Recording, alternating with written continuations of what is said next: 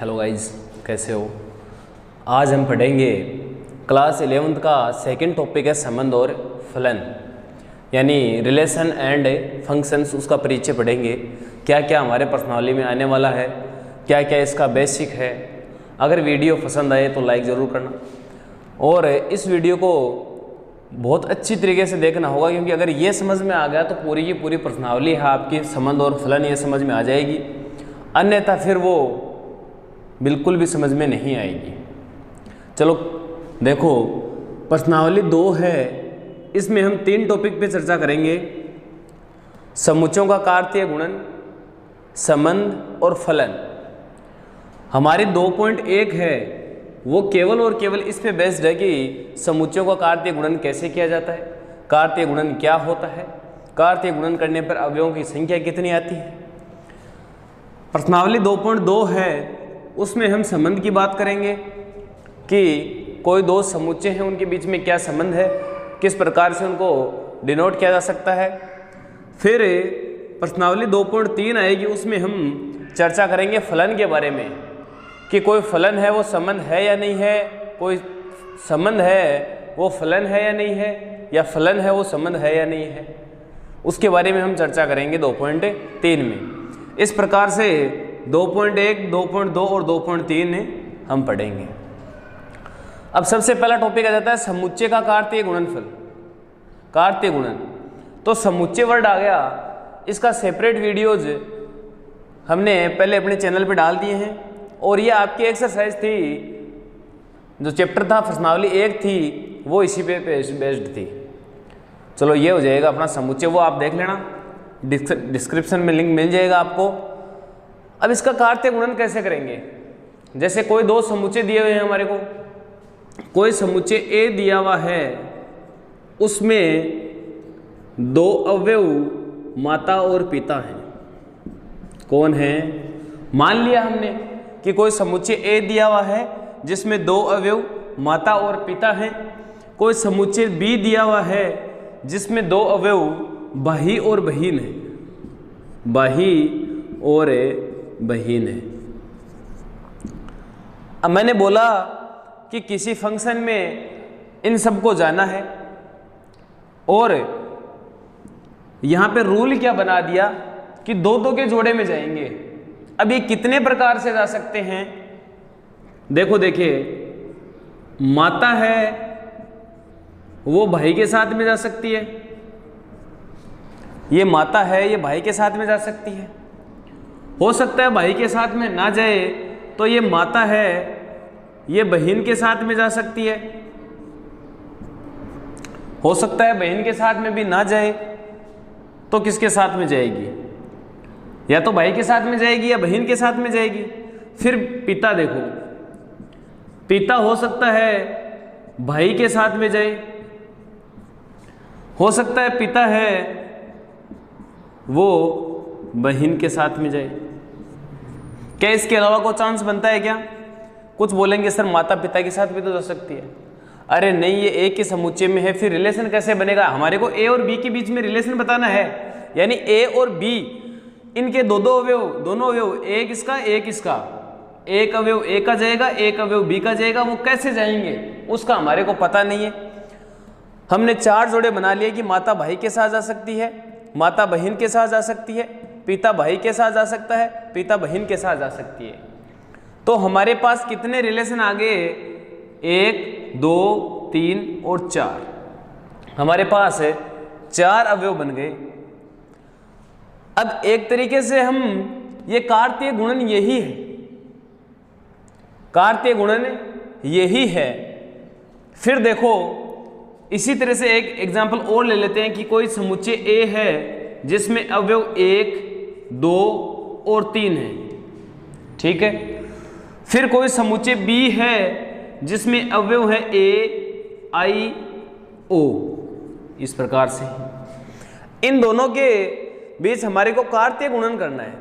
कार्तीय गुणन करना है मतलब ए क्रॉस बी करना है। अब कुछ बच्चे बोलेंगे सर ए क्रॉस बी करना है, बी क्रॉस ए भी तो कर सकते हैं। हाँ, क्यों नहीं कर सकते, कर सकते हैं। ए क्रॉस बी करेंगे तो कार्तीय गुणन करते टाइम आपको ध्यान क्या रखना है कि यहां पे जो पहले आ रहा है ना, ए पहले आ रहा है तो ए का अवयव पहले आएगा, बी पहले आ रहा है तो बी का अवयव पहले आएगा। जिस तरह से हमने इनका कार्तीय गुणन किया तो यहां पे हमने किया था ए क्रॉस बी। अब कैसे पता चला कि ए क्रॉस बी किया?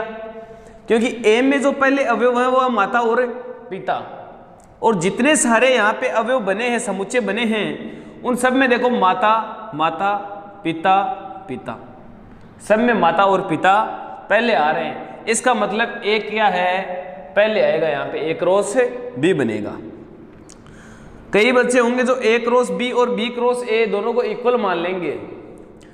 हर कंडीशन में ए क्रॉस बी और बी क्रॉस ए कभी भी इक्वल नहीं होंगे, हर कंडीशन में इक्वल नहीं होंगे।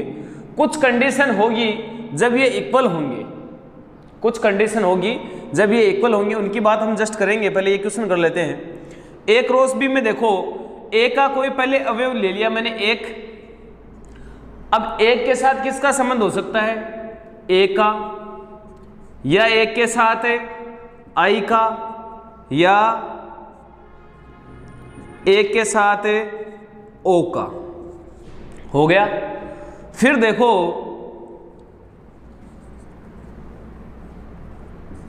एक के साथ सारे संबंध हो गए, एक के साथ ए का हो गया, एक के साथ आई का हो गया, एक के साथ ओ का हो गया। दो के साथ किसका हो सकता है, ए का हो सकता है, दो के साथ में आई का हो सकता है, और दो के साथ में ओ का हो सकता है। क्या और कोई भी हो सकता है क्या दो के साथ में? इन दोनों के बीच में रिलेशन बताना है तो दो के साथ में और कोई किसी का भी रिलेशन नहीं हो सकता। फिर तीन का देखो, तीन का ए के साथ, तीन का आई के साथ, तीन का ओ के साथ, बन गए सारे के सारे। अवयवों की संख्या कितनी आई, संबंधों की संख्या कितनी हुई, 1 2 3 4 5 6 7 8 9। इसमें 3 अवयव थे, इसमें 3 अवयव हैं, यहां पे 2 अवयव थे, इसमें 2 अवयव हैं। अगर 2-2 अवयव थे तो हमारे पास 4 अवयव मिल गए। अगर यहाँ पे 3-3 अवयव मिले हमारे को, यहाँ पे 3-3 अवयव का कार्तीय गुणन किया तो हमारे पास 9 अवयव मिल गए। फिर देखो A cross B, B cross A जब करेंगे हम, जब भी हमारे को बी क्रॉस ए करना पड़ेगा तब ये सारे के सारे उल्टे हो जाएंगे। उल्टे का मतलब ए पहले आएगा, आई पहले आएगा, ओ पहले आएगा, सारे अवयव में सेम टू सेम चलेंगे। फिर देखो कार्तीय गुणन में अवयवों की संख्या कितनी आएगी उसके बारे में बात करते हैं। हमने बोला कि ए क्रॉस बी, अवयवों की संख्या ए क्रॉस बी में कितनी होगी। देखो ए क्रॉस बी में अवयवों की संख्या N A cross N B. यहां पे एन ए है, ये ए जो समुच्चय दे रखा है उसमें अवयवों की संख्या है, एन बी दे रखा है, ये बी अवयव बी समुच्चय जो है उसमें अवयवों की संख्या है, एन ए क्रॉस बी है, ये ए क्रॉस बी में अवयवों की संख्या है। अब ए में कितने अवयव थे, 2 थे, बी में कितने थे, 2 अवयव थे, तो ए क्रॉस बी में कितने आएंगे, 4 आएंगे। देख लेना 1 2 3 4 अवयव आ गए। इसी तरीके से इस समुच्चय ए में कितने अवयव थे, 3, बी में 3, जब ए क्रॉस बी किया तब ए में 3 थे, बी में भी 3 थे, मल्टीप्लाई हो गया, कितना हो गया 9। काउंट कर लो 9 ही मिलेंगे, 1 2 3 4 5 6 7 8 9, आगे 9। चलो एक इसका और उदाहरण ले लेते हैं, ये सेटिस्फाई कर रहा है या नहीं कर रहा ये देख लेते हैं पहले।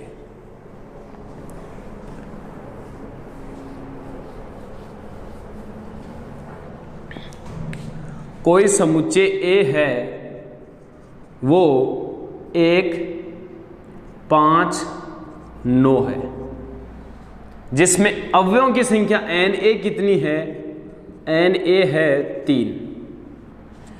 दूसरा समुच्चय बी जिसमें अवयव हैं y z, y और z। अब इसमें अवयवों की संख्या b में कितनी है? 2 है। हमारे को क्वेश्चन क्या पूछेगा कि a क्रॉस b ज्ञात करो और उसमें अवयवों की संख्या बताओ। कैसे निकालेंगे? अगर डायरेक्ट हमारे को अवयवों की संख्या पूछे, a पूछेगा a क्रॉस b ज्ञात करो। जब a क्रॉस b ज्ञात करना है तब हमारे को पूरा का पूरा प्रोसेस के अनुसार करना होगा। अगर n a क्रॉस b पूछा है तब हम क्या बोलेंगे कि हम जानते हैं n a क्रॉस b बराबर समुच्चय a में अवयवों की संख्या समुच्चय b में अवयवों की संख्या, इन दोनों को मल्टीप्लाई कर देंगे। चलो करके देखते हैं। n a की जगह कितना आएगा? 3 मल्टीप्लाई 2 बराबर 6। यहाँ पे कितनी आ जाएगी? n a क्रॉस b 6 अवयव आएंगे। चलो चेक करते हैं कि 6 आएंगे या नहीं आएंगे। यहाँ पे a क्रॉस b दिया हुआ है, चलो a क्रॉस b निकालते हैं। जब भी a क्रॉस b करेंगे, पहले a आ गया तो पहले a का अवयव लेंगे। अगर b क्रॉस a निकाल रहे हैं तो पहले b का अवयव लेंगे। चलो a क्रॉस b है तो पहले a का अवयव ले लेते हैं 1। इसके साथ y आ जाएगा, फिर 1 के साथ में z आ जाएगा। दोनों आ गए। फिर अवयव ले लिया a का 5 के साथ y आ गया और 5 के साथ z आ गया। फिर 9 ले लेते हैं अवयव 9, इसके साथ में y आ जाएगा और 9 के साथ में z आ जाएगा। अब पूरे के पूरे सारे जितने भी अवयव आए उनको काउंट करते हैं। 1 2 3 4 5 और 6 ही आ रहे थे। ये अपना प्रूव हो गया कि जब भी हमारे को किसी भी समुच्चयों, जब 2 समुच्चय देके क्रॉस मल्टीप्लाई करेगा, उनको क्रॉस करेगा, कार्तीय गुणन करेगा, तब जो अवयवों की संख्या पूछेगा तब कैसे निकालेंगे? n a क्रॉस b बराबर n a plus cross n b। ये हो गया अपना कार्तीय गुणन। देखो समुच्चयों के कार्तीय गुणन में कुछ महत्वपूर्ण बिंदु हैं। क्या क्या हैं? कि 2 क्रमित युग्म समान होंगे जब उनके संगत प्रथम द्वितीय घटक समान होंगे। हमने पहले बात की थी कि a क्रॉस b और b क्रॉस a सामान्य परिस्थिति में कभी भी बराबर नहीं हो सकते, यानी a क्रॉस b और b क्रॉस a दोनों इक्वल नहीं हो सकते सामान्य परिस्थिति में। कैसी परिस्थिति होगी जब ये दोनों इक्वल होंगे? ये दोनों इक्वल कौन सी परिस्थिति में होंगे?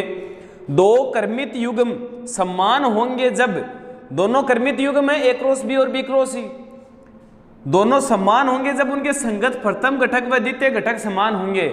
यानी इन दोनों में अगर समुच्चय a और समुच्चय b दोनों एक जैसे होंगे, एक समान होंगे, तब क्या होंगे? ये दोनों इक्वल होंगे। 2 क्रमित युग्म समान होंगे जब उनके संगत प्रथम घटक और उनके संगत द्वितीय घटक समान होंगे, तब दोनों क्रमित युग्म समान होंगे। ये एक स्पेशल कंडीशन है। अगर ऐसा नहीं है तब a cross b not equal to b cross a होगा। सेकंड देखो, यदि a में p अवयव, मान लो समुच्चय a है उसमें p अवयव हैं, समुच्चय b है उसमें q अवयव हैं, तो a क्रॉस b निकालेंगे। जब भी a क्रॉस b निकालेंगे तो उसमें अवयवों की संख्या कितनी आ जाएगी? pq आ जाएगी। जैसा हमने जस्ट पहले एग्जाम्पल लेके किया था, उसमें pq कर रहे थे हम, दोनों के अवयव थे उनको मल्टीप्लाई कर रहे थे। या ऐसे समझ सकते हैं कि a क्रॉस b में अवयवों की संख्या कितनी होगी? n a में अवयवों की संख्या क्रॉस n b में अवयवों की संख्या। ये याद रखने वाली बात है, सबसे इंपॉर्टेंट बात होगी। जब भी आपको कार्तीय गुणन के बारे में बोला जाएगा, कोई 2 समुच्चय दे दिए जाएंगे और आपको उनमें अवयवों की संख्या पूछेगा कि कार्तीय गुणन a क्रॉस b करने पर उसमें अवयवों की संख्या कितनी आएगी, तो आप क्या करोगे? n a यानी समुच्चय a में अवयवों की संख्या और समुच्चय b में अवयवों की संख्या को आप करके मल्टीप्लाई कर दोगे। चलो ये हो गया। फिर थर्ड क्या है कि a या b रिक्त हो, a या b में से कोई भी एक रिक्त हो, या तो a रिक्त समुच्चय हो या b रिक्त समुच्चय हो, तो a क्रॉस b यानी इनका कार्तीय गुणन करेंगे तो वो रिक्त समुच्चय आएगा। देखो मान लिया ए कोई समुच्चय है उसमें x अवयव हैं, b कोई समुच्चय है वो रिक्त है, या उसको हम फाई से भी लिख सकते हैं। ये सारी चीजें हमने प्रश्नावली एक समुच्चय सेट्स में हम पढ़ चुके हैं। अगर एक कोई भी समुच्चय रिक्त समुच्चय आ गया तो उसका मल्टीप्लाई करेंगे हम, कार्तीय गुणन करेंगे, तो कैसे होगा? फाई के साथ में कोई कार्तीय गुणन हो सकता है क्या? रिक्त समुच्चय का मतलब क्या होता है? कोई ऐसा समुच्चय जिसमें अवयवों की संख्या शून्य होती है, कोई भी अवयव उपस्थित नहीं होता है, उसको हम रिक्त समुच्चय बोलते हैं। जब रिक्त समुच्चय के साथ में कार्तीय गुणन करेंगे तो हमारे पास रिक्त समुच्चय ही आएगा।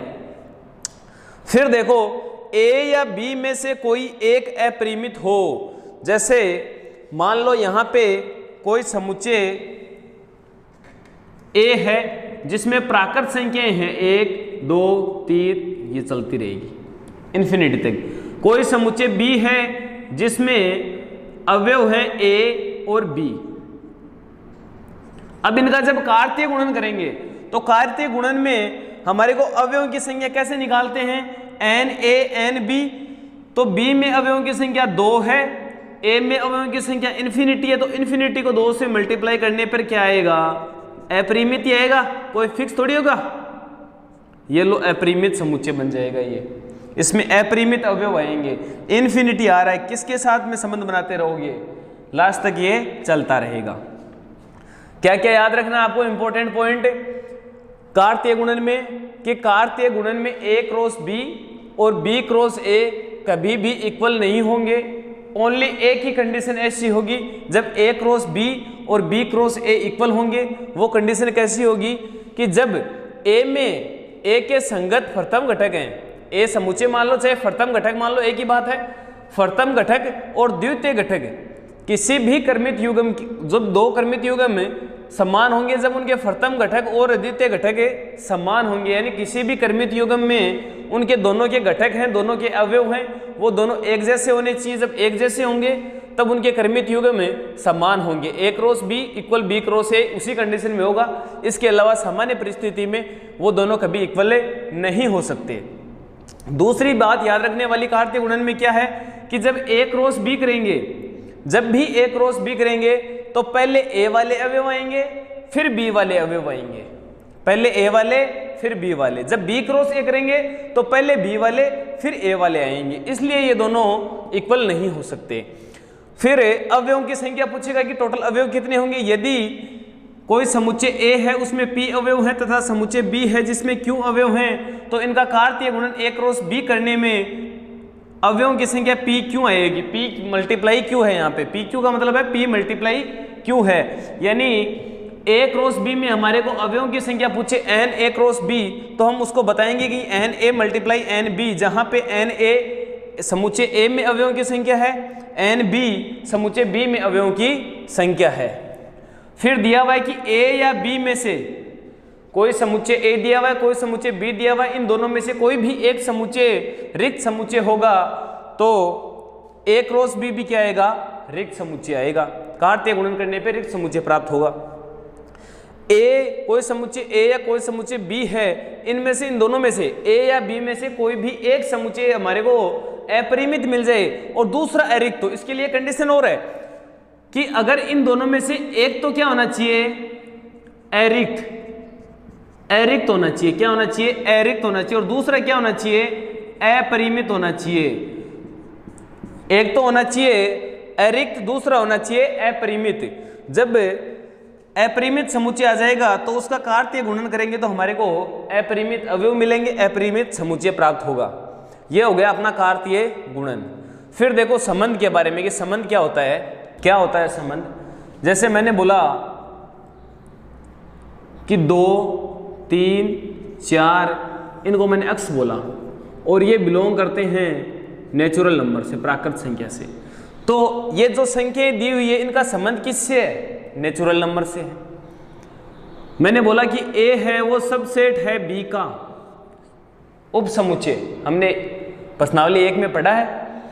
ये संबंध किसका है? ए में बी का संबंध क्या है कि ए है वो उप समुच्चय है बी का, ए है वो बराबर है बी के। ये इन दोनों के बीच में संबंध, इन दोनों के बीच में क्या संबंध है कि ये दोनों बराबर हैं। इन दोनों के बीच में क्या संबंध है कि ये ए उप समुच्चय है बी का। मैंने बोला कि ए ग्रेटर देन बी, इन दोनों के बीच में क्या समुच्चय है ग्रेटर देन का। मैंने बोला ए लेस देन बी, इसका मतलब है इन दोनों के बीच में क्या समुच्चय संबंध है लेस देन का।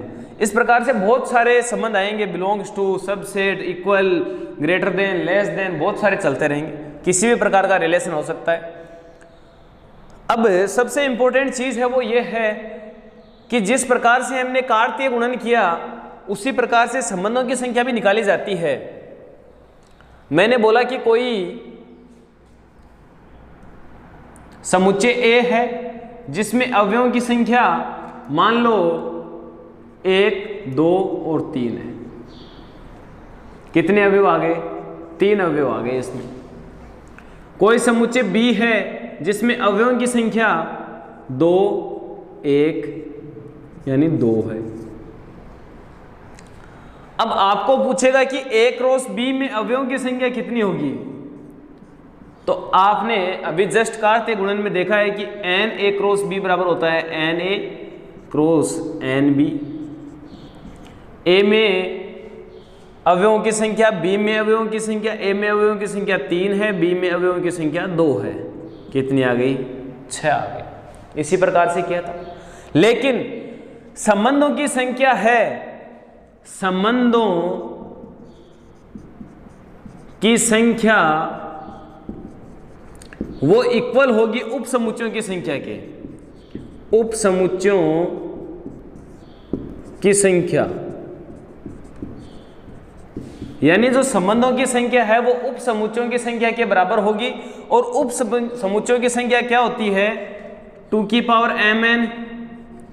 एक्सरसाइज 1 में हमने सेट्स वाले टॉपिक में पढ़ा है ये 2 की पावर mn या 2 की पावर pq, 2 की पावर ab, कुछ भी बता सकते हैं हम इसको। ये mn क्या है? यहाँ पे समुच्चय a में अवयवों की संख्या, समुच्चय b में अवयवों की संख्या। अब यहाँ पे समुच्चय ए में अवयवों की संख्या 3 है, बी में 2 है, तो 3 गुण 2 6, 64। 2 की पावर 6 कितना हो गया? 64। संबंधों की संख्या कितनी है? 64 है। ठीक ऐसे ही देखो, मैंने बोला कोई समुच्चय ए में, अब लिखने वाली बात क्या है, फॉर्मूले टाइप में लिख लेना कि समुच्चय ए में अवयव कितने हैं? P है, B में Q है, तो अवयवों की संख्या, अवयवों की संख्या हो जाएगी आपकी PQ, P मल्टीप्लाई Q। फिर संबंधों की संख्या अगर पूछेगा, संबंधों की संख्या, तो ये इक्वल होगी उप समुच्चयों की संख्या,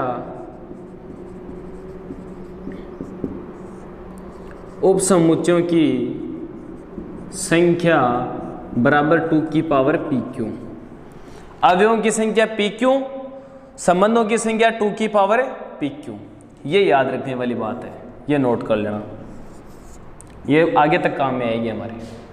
क्लास 12th में भी ऐसा का ऐसा टॉपिक है, सेम टू सेम, बस ये उसका बेसिक है और वहाँ पे थोड़ा डीपली चले जाएंगे। इसके अंदर संबंधों के नाम आ जाएंगे, अलग अलग संबंध होंगे, और यहाँ पे हम संबंध के बारे में इतना ज़्यादा गहराई से नहीं पढ़ेंगे।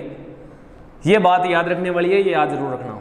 फिर देखो, संबंध के बारे में कोई रिलेशन होगा। अब रिलेशन किसके बीच में क्या है वो हमारे को बताना होता है। जैसे इसको निरूपित करने का तरीका देखो, निरूपित कैसे करेंगे इनको, देखो कोई समुच्चय ए है, यहाँ पे समुच्चय बी है, इनके बीच में कोई संबंध रिलेशन आर है। रिलेशन क्या है? आर है। और इनमें अवयव है, ए में अवयव है 1, 2, 3, 4, 5।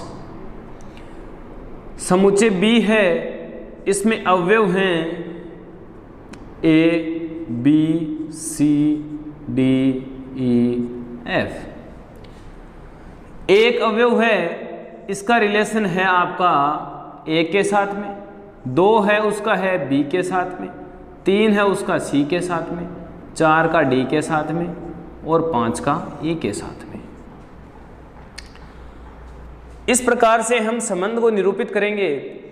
इसमें जो समुच्चय ए होगा वो हमारा प्रांत होगा। क्या बोलेंगे इसको? प्रांत होगा। समुच्चय बी है ये हमारा सह प्रांत होगा।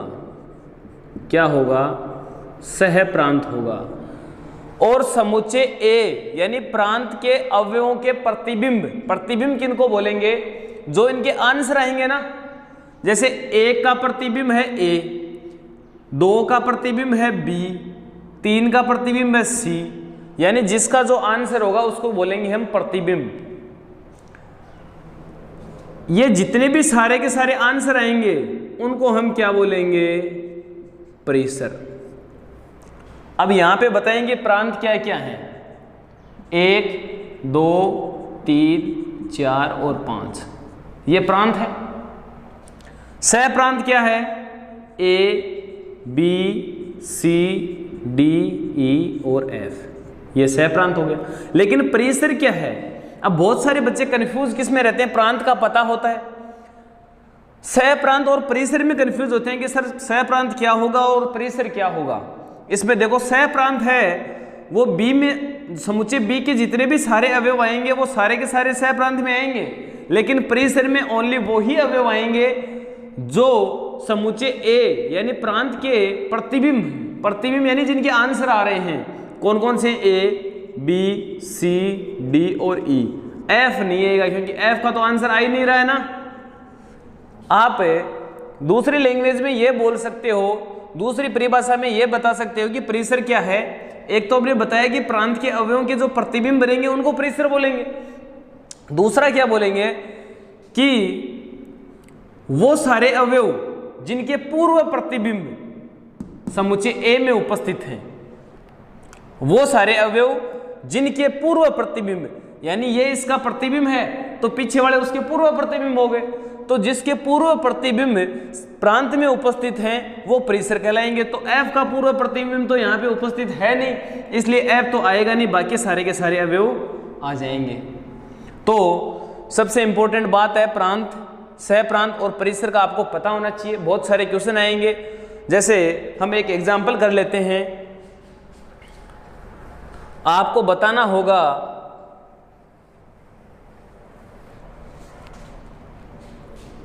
समुच्चय ए है जिसमें अवयव हैं 1, 2, 3, 4, 5, ठीक है। समुच्चय बी है जिसमें अवयव हैं x, y, z, p, q, r। इनके बीच में कोई भी संबंध r है, आपको कोई मतलब नहीं है, कोई सा संबंध हो सकता है। 1 का संबंध y से है, 2 का संबंध p से है, 3 का संबंध q से है, 4 का संबंध r से है और 5 का संबंध है वो x से है। अब आपको यहाँ पे क्वेश्चन क्या बोलेगा कि आपको प्रांत बताना है, सह प्रांत बताना है और परिसर बताना है। ऐसा क्वेश्चन आपके पास आएगा, पुट करेगा अगला।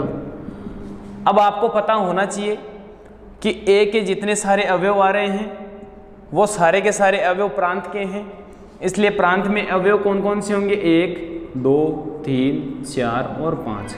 समुच्चय ए के सारे अवयव आ गए प्रांत में। सह प्रांत के बारे में बताना है, तो सह प्रांत में जो समुच्चय बी में सारे अवयव आएंगे वो सारे के सारे सह प्रांत में होंगे।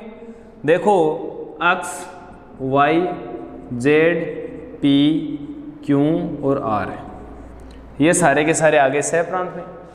अब आपको परिसर बताना है, तो परिसर में वो ही अवयव आएंगे जिनका पूर्व प्रतिबिंब प्रांत में हो या प्रांत के अवयवों का प्रतिबिंब सह प्रांत में होगा। तो देख लो किसका प्रतिबिंब प्रांत, पूर्व प्रतिबिंब प्रांत में नहीं है उसको छोड़ दो, बाकी सारे लिख दो।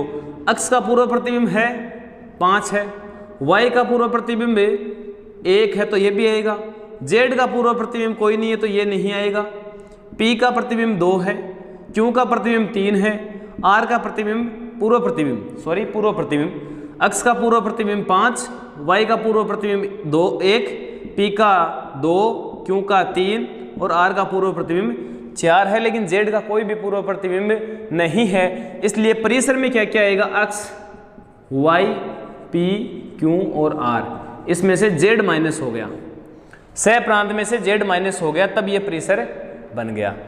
ये है हमारा संबंध टॉपिक। वापस रिपीट कर लो एक बार कि संबंधों की संख्या नंबर ऑफ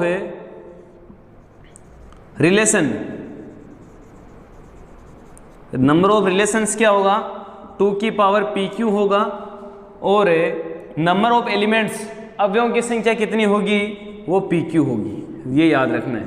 और नंबर ऑफ रिलेशंस है जो संबंधों की संख्या है वो सबसेट की संख्या के बराबर होगी, नंबर ऑफ सबसेट के बराबर होगी, उप समुच्चयों की संख्या के बराबर होगी, 2 की पावर PQ, ये याद रखना। फिर देखो एक्सरसाइज 2.3 में आएगा फलन। फलन क्या होता है इसके बारे में देखते हैं। चलो, फंक्शन क्या होगा कि एक संबंध फलन होगा, कोई भी संबंध है वो फलन होगा या नहीं होगा, उसके बारे में आप डेफिनेशन देखिए कि एक संबंध फलन होता है जब समुच्चय A के सभी अवयवों का हल समुच्चय B में भिन्न भिन्न उपस्थित हो। इसका मतलब क्या हुआ कि हमने जस्ट पहले अभी संबंध के बारे में हमने निरूपित किया था कि कोई समुच्चय A है जिसमें अवयवों की संख्या A, B, C और D है। कोई समुच्चय B है जिसमें अवयवों की संख्या अवयव हैं A 1, 2, 3, 4 और 5, इनके बीच में रिलेशन है R। अब ये संबंध तो सारे बन जाएंगे, कैसे भी आप इनको मिला सकते हो, कोई भी संबंध इनके बीच में हो सकता है, लेकिन कोई संबंध फंक्शन है या नहीं है। पहली बात तो सबसे इंपॉर्टेंट ये है कि आपको ध्यान ये रखनी है कि कोई भी फलन होगा, फलन है वो संबंध ऑलवेज होगा। कोई भी फलन है वो संबंध तो क्या होगा, ऑलवेज होगा, लेकिन कोई संबंध है वो फलन हो आवश्यक नहीं है हर बार। कोई भी फलन है वो संबंध होगा ऑलवेज यानी डेली होगा, लेकिन कोई भी संबंध है वो फलन हो सकता भी है और नहीं भी हो सकता, हो भी सकता है और नहीं भी हो सकता। देखो कैसे, मैंने यहां पे कोई समुच्चय बना दिया और उसके अलग अलग मैंने हल दे दिए, ऐसे दे दिया। चलो इसी की बात कर लेते हैं। आपको डेफिनेशन देखनी है, फिर बताना है कि ये फंक्शन है या नहीं है। संबंध तो है, संबंध तो है, रिलेशन क्या है, R है, संबंध इसमें R है A और B में। अब ये संबंध है, ये फंक्शन है या नहीं है, फलन है या नहीं है। देखो एक संबंध फलन होगा, संबंध फलन कब होगा, जब समुच्चय A के सभी अवयवों का हल, समुच्चय A है उसके सभी अवयव आ गए ABCD, उसका हल है वो समुच्चय B में है और भिन्न भिन्न है, अलग अलग है ये सभी का। अगर अलग अलग है तो ये भिन्न भिन्न उपस्थित होंगे तो ये क्या होगा, एक फलन। तो ये फलन है। आप क्या लिखोगे यहाँ पे कि ये फलन है। अब ये फलन कब नहीं होता, मान लो ये ऐसे होता, ये दिया हुआ नहीं होता कि D का कोई रिलेशन नहीं है, तो क्या A के सभी अवयवों का हल मिल जाता क्या हमारे को। एक अवयव ऐसा है जिसका हमारे को हल मिला ही नहीं, इसलिए ये फलन नहीं होता। चलो मान लिया कि ये हो गया, फिर क्या बोल रहा है कि मान लो कि D का हल 3 D का भी 3 हो, C का भी हल क्या हो, 3 हो सकता है क्या ऐसा, समुच्चय B में भिन्न भिन्न उपस्थित हो। क्या बोल रहा है कि समुच्चय B है, समुच्चय B में अलग अलग हल हमारे को मिलना चाहिए, इसलिए ये अब भी फलन नहीं है। अब फलन कब होगा और कब नहीं होगा, परिभाषा आपको याद हो गई होगी कि एक फंक्शन एक रिलेशन फंक्शन तब होगा, एक संबंध फलन तब होगा जब समुच्चय A के सारे अवयवों का हल समुच्चय B में अलग अलग हमारे को मिलेगा, भिन्न भिन्न हमारे को मिलेगा। चलो इसका एक दूसरा उदाहरण लेते हैं और देखते हैं कि संबंध फलन है या नहीं है। यहां पे मैंने ए समुच्चय बना दिया, यहाँ पे बी बना दिया, यहाँ पे ए बना दिया, यहाँ पे बी बना दिया, यहाँ पे ए बना दिया और यहाँ पे बी बना दिया। ए में अवयव है 1 2 3 4, 1 2 3 4, इसमें भी 1 2 3 और 4। ठीक है, कोई समुच्चय ए है जिसमें अवयव है 1 2 3 4, समुच्चय बी है जिसमें A B C D, A B C D, A B C D, ये अवयव। इनके बीच में संबंध है आर, इनके बीच में संबंध है आर, ये सारे के सारे संबंध हैं इनमें। अब हमारे को ये बताना है कि ये फंक्शन है या नहीं है। देखो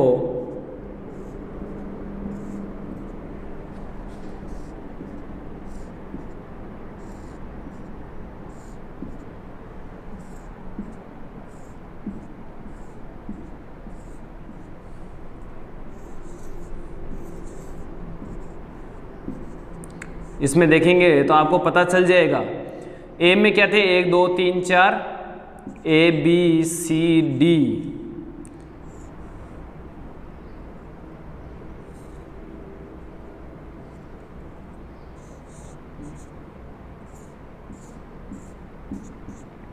अब आपको पता करना है कि कौन सा संबंध है और कौन सा संबंध और फलन दोनों है। अब ये संबंध तो सारे के सारे हैं, इनमें सब में संबंध आर है। अब ये फलन है या नहीं, ये आपको पता करना है। आपको फलन की परिभाषा आती है तब तो आप कर लोगे, नहीं कर पाओगे। फलन की परिभाषा क्या बोलते हैं कि एक संबंध फलन तब होगा जब ए के सारे अवयवों का आंसर फलन बी में, समुच्चय बी में मिल जाए और सारे के सारे अलग अलग होने चाहिए। तो सबसे पहले तो आपको पहले वाली बात पे ध्यान रखना है कि सभी के आंसर, यानी कोई खाली नहीं रहना चाहिए। ए समुच्चय ए में प्रांत में कोई भी अवयव खाली नहीं रहना चाहिए। अगर खाली मिल गया तो वो फलन नहीं होगा। क्या इसमें खाली है क्या 4? इसका कोई हल नहीं है, इसका मतलब ये फलन नहीं है। इसमें देखो एक का आंसर ए आ रहा है, 2 का बी आ रहा है, 3 का बी आ रहा है, 4 का सी आ रहा है। इसका मतलब खाली तो कोई भी नहीं है। लेकिन फिर दोनों, अगर पहली कंडीशन लागू हो रही है तो सेकंड भी लागू करो कि समुच्चय ए के सभी के हल मिलने चाहिए और भिन्न भिन्न मिलने चाहिए। क्या भिन्न भिन्न है? क्या 2 का भी हल बी है और 3 का भी हल बी है, ये भिन्न भिन्न नहीं है तो एक जैसे हो गए, इसके लिए ये भी संबंध नहीं होगा। फिर सी देखो, सभी के हल मिल रहे हैं और अलग अलग मिल रहे हैं। 1 का ए से, 2 का बी से, 3 का सी से, 4 का डी से। किसी भी 2 समुच्चयों के मिलके कोई एक हल नहीं आ रहा है, अलग अलग आ रहे हैं। इसका मतलब ये संबंध फलन है। ये क्या है? फलन है। फिर ये देखो, 1 का संबंध ए से है, 1 का संबंध बी से है, 2 का सी से, 3 का डी से, 4 का ई से। बहुत सारे बच्चे होंगे वो देखते इसको गलत करेंगे कि ये फलन नहीं है, लेकिन बेटा ये फलन है। कैसे है? कि हमने परिभाषा बोली थी कि एक के जितने भी अवयव हैं उनके सारे के हल होने चाहिए, हल हैं, और प्रत्येक के भिन्न भिन्न, यहां पे क्या बोला है कि प्रत्येक के भिन्न भिन्न हल होने चाहिए। क्या एक के जो हल हैं वो 2 के हैं? क्या नहीं है, एक के अलग हैं, 2 के अलग हैं। इसका मतलब क्या हुआ? ये फलन है। इसका मतलब क्या हुआ कि समुच्चय ए में कोई अवयव है, उसके 2 प्रतिबिंब हो सकते हैं, उसके 2 प्रतिबिंब हो सकते हैं, लेकिन समुच्चय बी में किसी भी अवयव के 2 पूर्व प्रतिबिंब नहीं हो सकते। देखो इसके बी के 2 पूर्व प्रतिबिंब थे ना, तब ये संबंधी बन के रह गया, हल नहीं बन पाया, इसका आपका फलन नहीं बन पाया। यहां पे पूर्व प्रतिबिंब 2 मिल गए, इसका मतलब ये फलन नहीं है। अगर प्रतिबिंब 2 हैं तो फलन रहेगा। चलो इसका एक दूसरा उदाहरण लेके देखते हैं, उससे कंफर्म समझ में आ जाएगा और इससे भी काफ़ी हद तक आपको आ चुका है। आप स्क्रीनशॉट ले सकते हैं, याद रहेगा। ये चारों अगर आपने नोटबुक में ऐसे कैसे 1-2 बार छाप दिए तो फिर आपको कंफर्म है कि फलन और संबंध के बारे में पता चल जाएगा और आपकी एक्सरसाइज कंप्लीट हो जाएगी। चलो ले लिया हो तो इसको मिटाते हैं।